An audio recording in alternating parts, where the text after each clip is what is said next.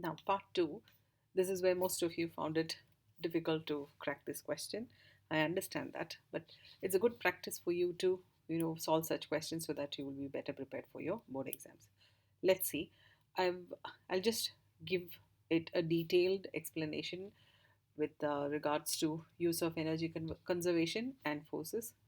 Please watch it carefully and get an in-depth understanding. All right. Okay. Now, an athlete reaches the final line at a velocity of 33 meters per second. She then applies a minimum braking force of 240 newtons. Now, here, the braking force actually it is acting in the opposite direction, which is helping her slow down as she moves along the uphill section of track to help her come to a stop. Calculate the minimum uphill length of track L that should be available for braking. So she's going to come to a stop. We are asked to find this L from here. All right. Now, as I mentioned earlier, you can solve this in two different uh, two different methods. One using energy conservation, the other one using forces. We'll see how energy conservation will work here. Now, since she's moving uphill, now the energy possessed by the object must be completely removed. What is the energy that is possessed by the person? It is kinetic energy, half mv square. What are the forces that are helping, energy that is helping him to come to a stop? It is the work done against friction here, right? The work done against friction, and mgh here will be equal to the kinetic energy that the person is possessing, right? So if we can calculate how much work is done against friction and how far up against gravity he is moving, that will be equal to kinetic energy. So kinetic energy is half mv square.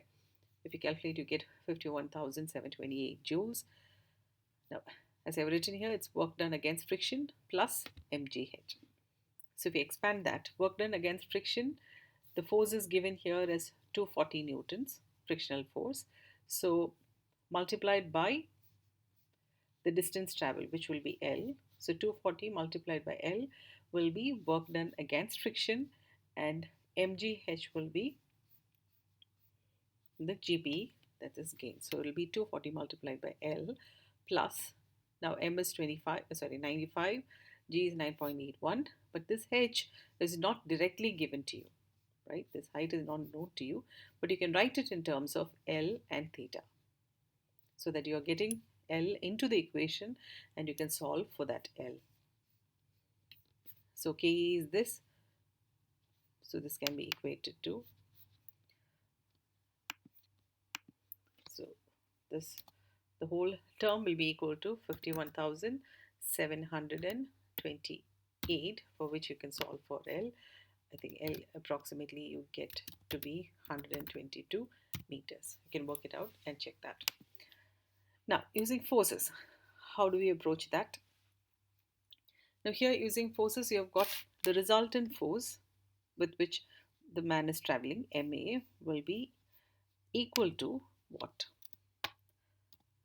Right? What are the forces that are acting in this direction? We already know that 240 Newton frictional force is acting, and also a component of the weight in this direction, right? That will be equal to the resultant force that is acting here. So 240, which is opposing his movement, plus the component of the weight that is acting here, which will again be mg sine 11.3. Right? Now, here, when you form this equation, we do not have L here, right? But then see, this A is the actual acceleration of the person. So you will get the actual acceleration from this equation, right? This A can be calculated from here because mass is known. This mass is 95, G is 9.81. You can calculate A and then substitute in one of the equations of motion.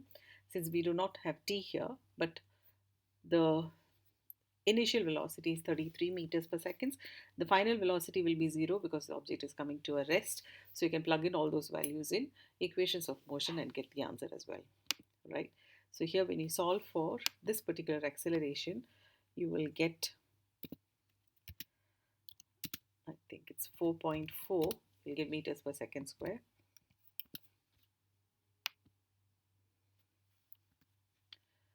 So you get A here. Now we can substitute that A in. B square is equal to U square plus 2AS and get the value for S. S will be equal to L, right? I'm assuming you can solve this on your own.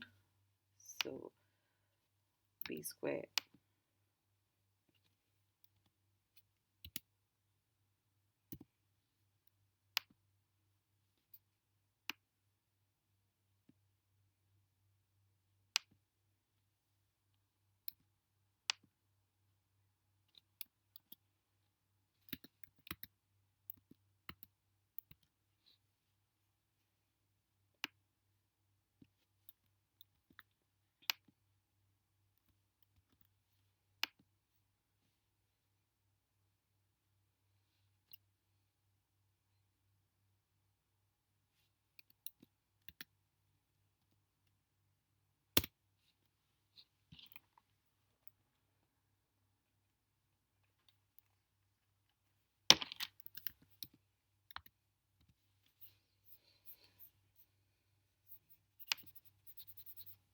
All right.